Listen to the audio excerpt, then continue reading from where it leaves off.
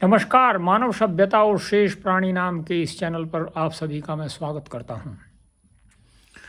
जैसा कि इससे पहले मैंने जो है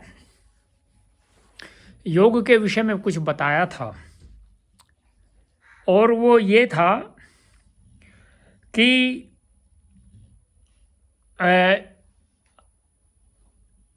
रजस,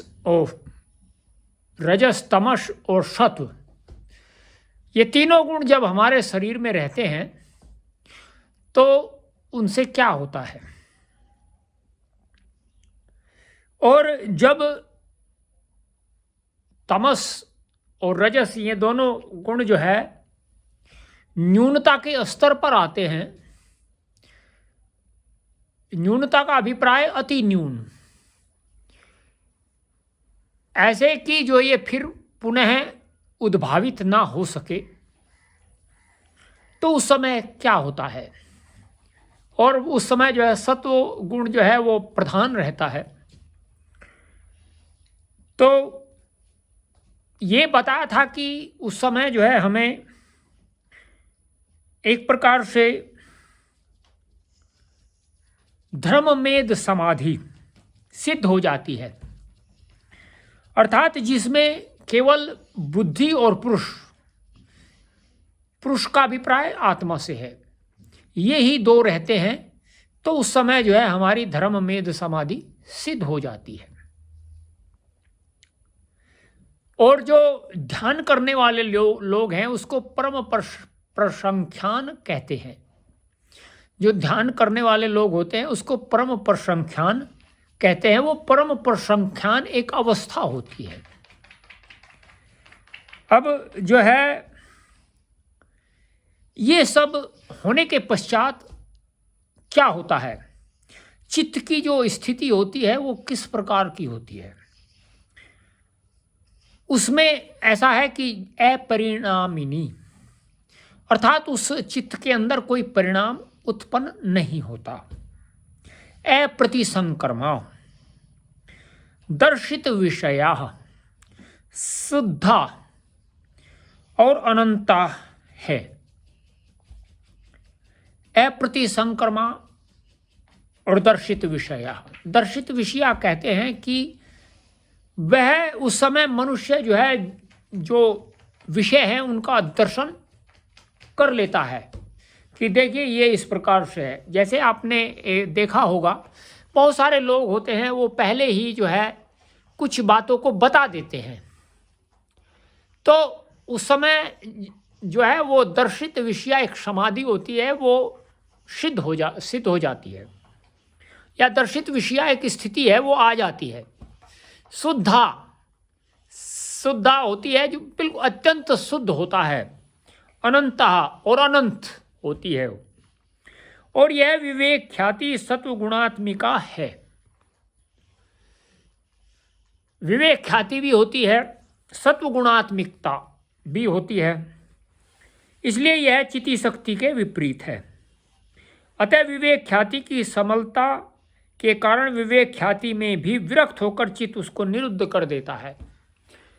जब विवेक ख्याति की प्राप्ति होती है तो उसको भी निरुद्ध की अवस्था की ओर ले जाना है मनुष्य को।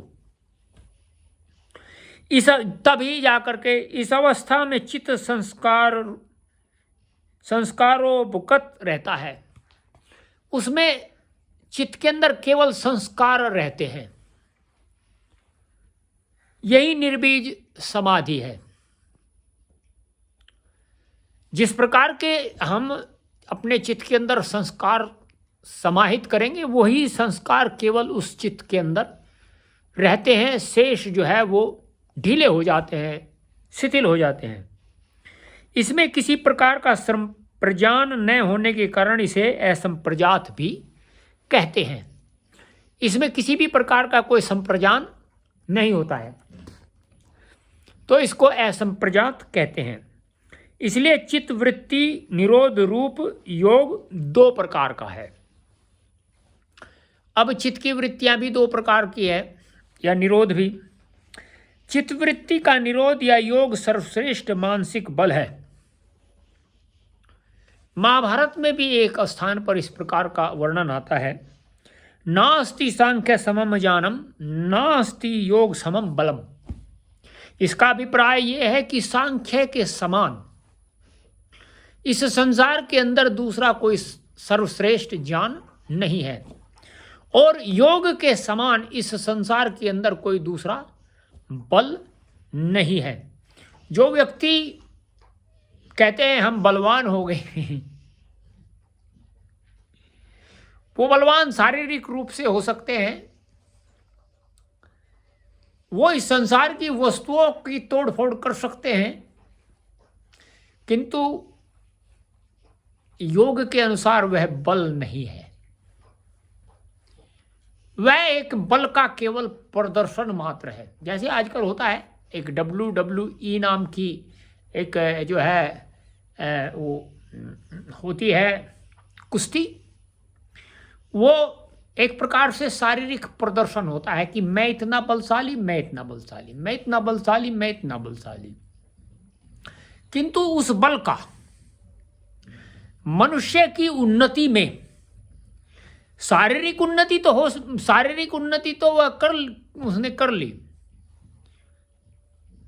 या ये कह सकते हैं कि उसके पास में धन भी हो सकता है, सब कुछ हो सकता है, किंतु जो वस्तु यहाँ छूटनी है, जो नित्य नहीं है, नित्यता की प्राप्ति उसको नहीं होती है, बस वो छोड़कर चला जाएगा एक दिन।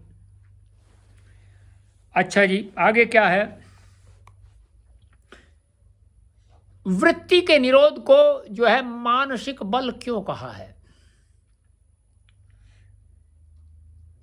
वृत्ति निरोध का अर्थ है किसी एक इच्छित विषय में चित्त को स्थिर रखना, अर्थात अभ्यास के द्वारा अपनी इच्छा के अनुसार चित्त को किसी विषय में स्थिर रखने का नाम योग है। अब आप जैसे योग जानते होंगे, आप पढ़ते होंगे, वह किस प्रकार का योग है? किसी इच्छित विषय में अपने चित्त को स्थिर कर देना, वह योग है।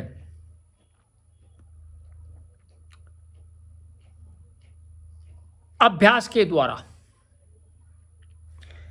स्थिरता और ध्येय विषय के भेद के अनुसार योग के अनेक अंग भेद होते हैं।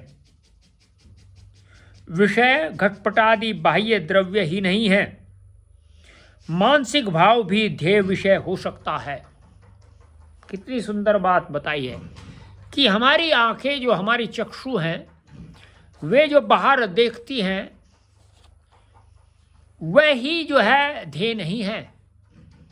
इसके अतिरिक्त जो मानसिक या मन के द्वारा मनुष्य विषय ग्रहण करता है, वह भी जो है ध्येय विषय हो सकता है। जब चित्त में स्थिरता शक्ति उत्पन्न होती है, तब कोई भी मनोवृत्ति चित्त में स्थिर रखी जा सकती है। मैं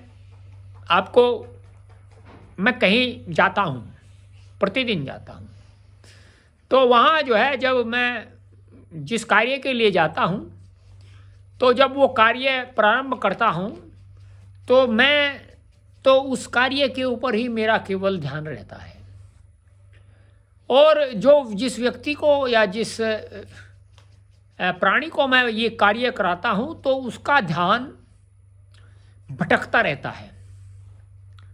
मैं कुछ कर बताता हूँ या कुछ करता हूँ, वह प्राणी कुछ करता है और कुछ क्या करता है मैं भी समझ नहीं पाता हूँ।